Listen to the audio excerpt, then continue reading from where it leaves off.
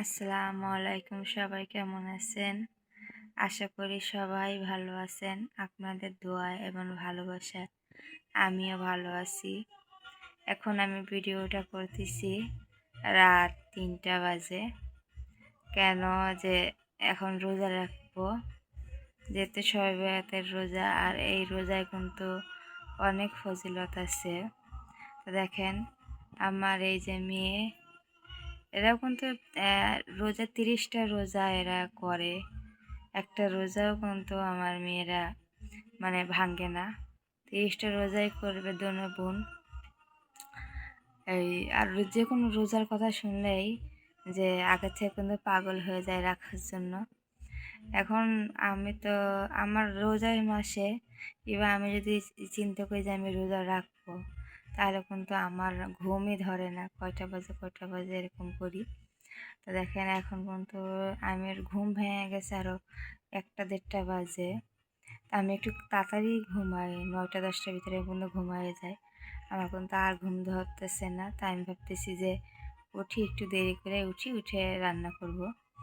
তা আমার মেয়ে দেখেন ওই কত ঘুমই ধরতেছে না, উঠে গেছে, কাছে আমি উঠবা না? আমি কাছে হ্যাঁ উঠবো।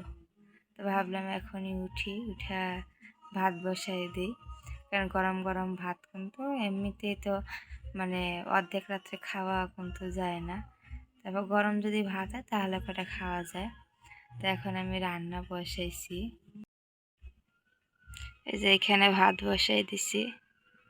আর রাত্রের আগুন কত সুন্দর দেখা যায়।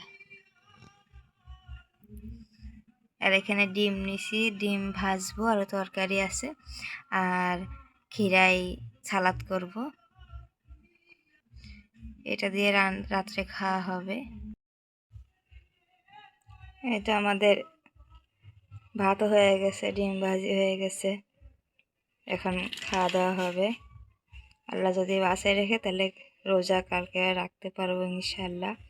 তা আপনারা কে কে এখনো রোজা রাখেন নাই অবশ্যই উঠে ভাত খান, রোজা রাখেন। এই মাসে, শ্রাবণ মাসে রোজা রাখা অনেক ফজিলত।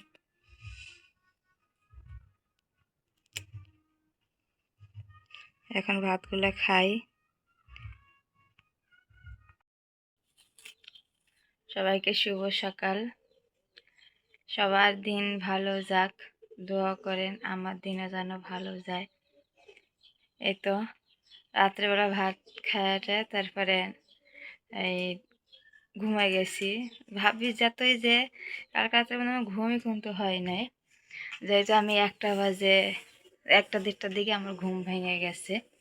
তা ভাবতেছি তারপরে নামাজ কালাম পড়ে শুইছি যে দেরি করে উঠবো, কিন্তু এটা তার বাপের বাড়ি না যে যা ইচ্ছা তাই করতে পারবেন। তারপরে দেখেন আমি যত রাত্রে ঘুমাই তারপরেও আমার ভোরবেলা ঘুমই ভেঙে যায়।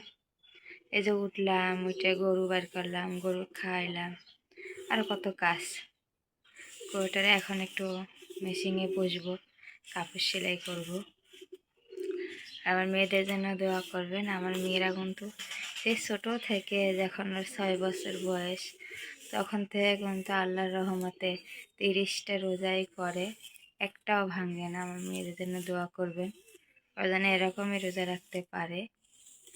আর আমারও খুব ভালো লাগে যে ওরা রোজা রাখে। আমার থেকে ওদের চাহিদাটা কিন্তু খুবই বেশি। আমার মেয়েরা তো মনে করে যে আমি যদি এখন এই রোজার মাসে আপনাদের দেখাবো যে একটা একটা ডাকের উপরে 2টা ডাক দেওয়া লাগে না, যে এক ডাকেই উঠে যায়, আর কোনো আলসিতা নাই। আর আমার ছোটোবেলায় আমি এরকম রোজাই রাখি না, যেটা সত্যি কথা। আমি কিন্তু এই এরকম রোজা, আমার মেয়েরা যেরকম 30টা রোজা রাখে অতটা রোজা কিন্তু আমিও রাখি নেই। আর আমার মেয়েরা আল্লাহর রহমতে 30টা রোজায় রাখে, আমার কাছে খুবই ভালো লাগে। এই যখন আমি ঢাকাতে ছিলাম, ঢাকার থেকে আসছি, এই গ্রামে আরও ছেলেমেয়েরা আছে, ওরা কিন্তু আগে রোজা রাখতো না। যে আমরা আসছি আমার মেয়েদের রোজা রাখা দেখে ওরাও কিন্তু বাচ্চা, ওরাও কিন্তু এখন আমার মেয়েদের দেখে দেখে ওরাও রোজা করে। আমার কিন্তু খুবই ভালো লাগে।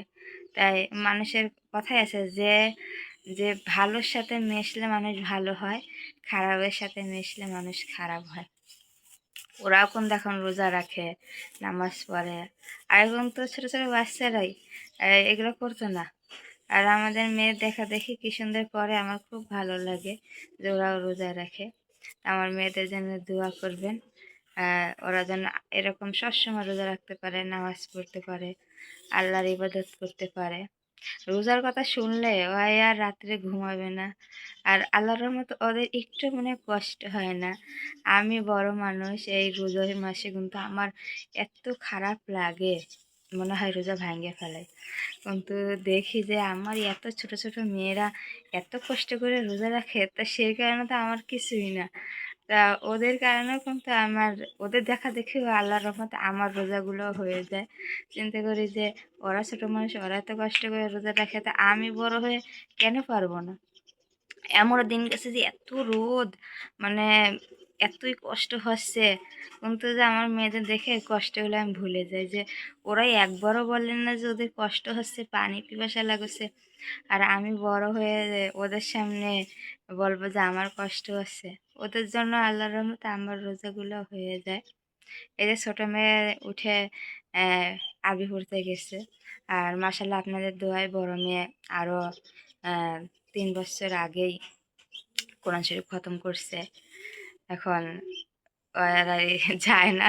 তো আমার ছোটো মেয়ে বলে যে এই যখনই শীতকাল আসে তখনই তুমি আমাদের আড়ি পড়তে দাও, এত শীতের জন্য। আমি কি শীতকালেই পড়লে সব বেশি হবে। এই যে বড় ছোটো মেয়ে উঠে আড়ি পড়তে চলে গেছে, বড় মেয়ে উঠছে। আজকের বড় মেয়ের স্কুল নাই, ভালোই হয়েছে, বাসায় থাকবে। ছোটো মেয়ের স্কুল আছে, ছোটো মেয়ে স্কুলে যাবে। তা দেখতে থাকেন কি করি।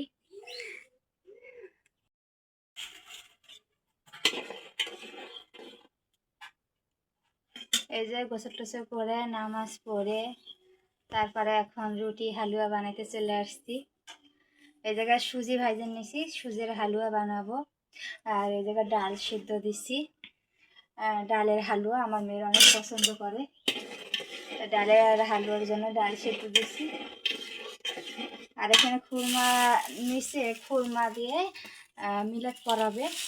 প্রত্যেকবারই মিলাদ পড়ায়, মনে করেন যে সবেরাতে মিলাদ পড়াইতে হয়, সবাই করে।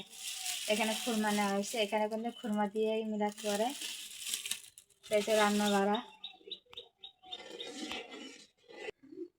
এখানে আমি ডাল সিদ্ধ দিছি,